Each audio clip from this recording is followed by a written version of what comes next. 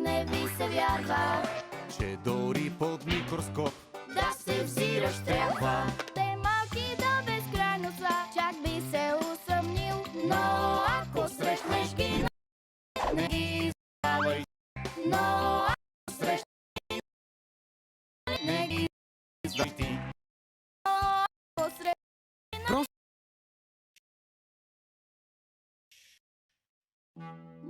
Уреди за тренировки. Нолик? Нямаме. Днес цял ден не си ме виждал. Какво ти става? След малко започва едно състезание. Момчета срещу момичета. Техният отбор срещу нашия. И какво? Какво ли? Аз съм най-дребният в отбора и ще разочаровам всички. Затова се крия. Не искам отборът ми да изгуби. Не дей да се предаваш. Ще се научиш да бягаш бързо. Дали? Разбира се. За това се правят тренировки. На теб ти трябва пътека за бягане. Жестоко! Къде има пътека? Ще си я направим. Тренировъчните уреди са измислени, за да могат хората да тренират без да излизат вън.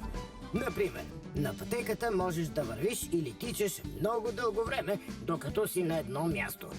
Основната част на пътеката е конвейерната лента. Тя се задвижва от електрически мотор. Днешните пътеки са умни. Те могат да измерват скоростта ви, изминатото разстояние, пулса ви и дори резултата от предишни тренировки. Ето, готова е. Тадам! Време е за първата ти тренировка.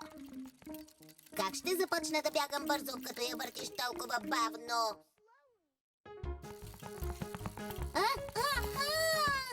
Ей, беше твърде бързо. О, извинявай, разбрахте. На това му казвам тренировка.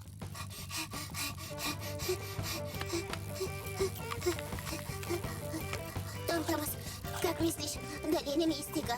Кажи ми. Още не, продължавай. О, много се уморих. Приключваме. Не искам. Продължаваме. Има най-различни уреди, с които можете да тренирате за здраве. С този все едно сте на ски. Натоварвате ръцете, краката и сърцето. На този уред гребете точно като в лодка.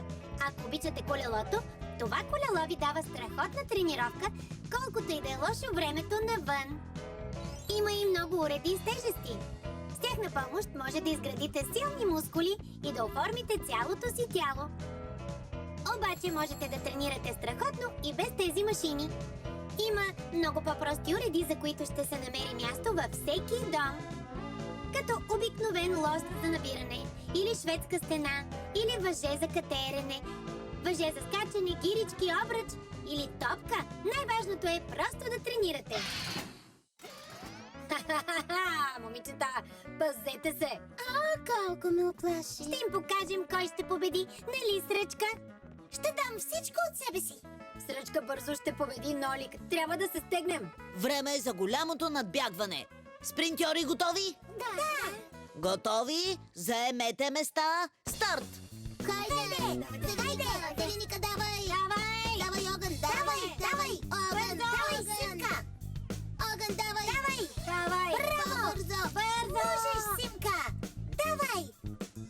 Хайде, хайде, бързо! Давай, Симка, давай! Бързо! Можеш, давай, Симка, Симка, хайде! Хайде, давай! Бързо, бързо, давай, Симка! Давай, давай, давай, Цифричко, Цифричко, давай! Цифричко! Дай ми щафетата!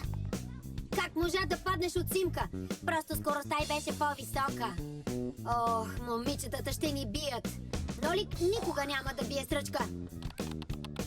Майчице! Нолик! Като гледам, ще я настигне. Гледай, той ще я задмине. Давай, Нолик! Давай! Можеш да победиш Сръчка! Хайде, приятел! Давай! Той направо лети. Тренировките на пътеката наистина помогнаха.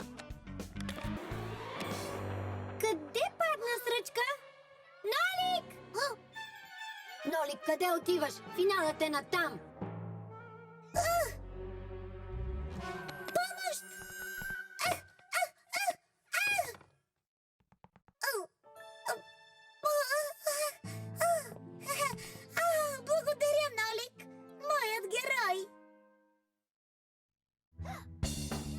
Нолик, давай! Давай, Нолик! Давай, хайде! Хайде, Нолик! Ура! Кой отбор победи? Ние.